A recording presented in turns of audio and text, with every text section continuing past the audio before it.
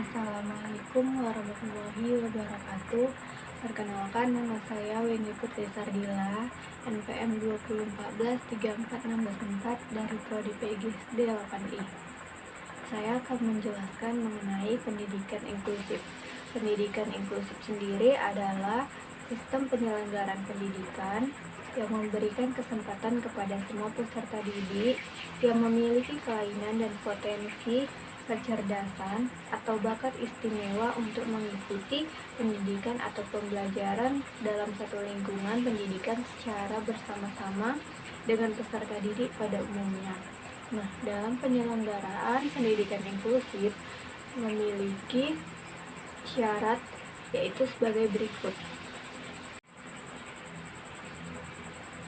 Dalam penyelenggaraan pendidikan inklusif, komponen yang harus diperhatikan yaitu yang pertama itu ada peserta didik.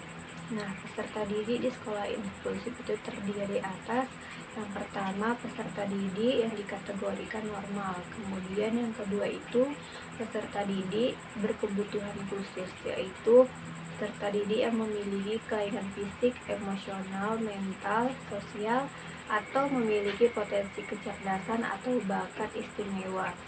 Kemudian yang harus diperhatikan yang kedua yaitu identifikasi dan asesmen. Nah, identifikasi ini yaitu proses penyaringan untuk menentukan jenis kebutuhan khusus peserta didik. Dan asesmen sendiri dimaksud untuk mengetahui keunggulan atau hambatan belajar sehingga diharapkan program yang disusun nanti benar-benar sesuai dengan kebutuhan dan kemampuan belajarnya. Kemudian ada kurikulum. Nah, di sini ada kurikulum akademik. Kurikulum akademik itu satuan pendidikan penyelenggaraan pendidikan inklusif menggunakan kurikulum tingkat satuan pendidikan yang mengakomodasi kebutuhan dan kemampuan peserta didik sesuai kecerdasan, bakat, minat, dan potensi. Kemudian ada kurikulum kekhususan. Nah, layanan kekhususan ini adalah intervensi khusus berdasarkan kelainan atau kebutuhan khusus peserta didik untuk mengatasi kelainan yang disandangnya dan mengoptimalkan potensi khusus yang perlu dikembangkan.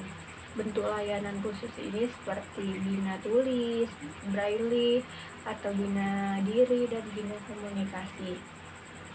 Nah, dari sisi ketenagaan, yang pertama itu ada tenaga pendidik. Nah, di sini ada guru kelas, guru mata pelajaran, dan guru pendamping khusus. Nah, guru pendamping khusus ini berfungsi sebagai pendukung guru reguler dalam memberikan layanan pendidikan khusus dan intervensi kompensatoris sesuai kebutuhan peserta didik berkebutuhan khusus di sekolah inklusif nantinya. Kemudian yang harus diperhatikan dalam pengelolaan kelas itu yang pertama ada sistem pengelolaan kelas yang ada kelas reguler penuh. Nah, di sini peserta didik berkebutuhan khusus belajar bersama dengan peserta didik yang reguler. Kurikulumnya pun juga berlaku untuk peserta didik dan peserta didik yang berkebutuhan khusus. Nah, yang kedua itu ada kelas reguler dengan guru pendamping khusus. Nah, di sini di kelas reguler dan pendamping khusus ini peserta didik berkebutuhan khusus belajar bersama peserta reguler dengan menggunakan kurikulum standar nasional, namun peserta didik berkebutuhan khusus memperoleh layanan khusus dari guru pendamping tersebut. Nah, kemudian ada sarana dan prasarana sekolah inklusif.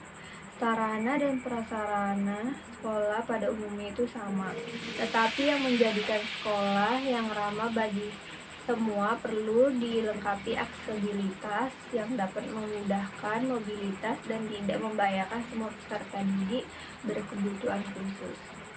Nah, itulah yang harus diperhatikan dalam menyelenggarakan pendidikan inklusif.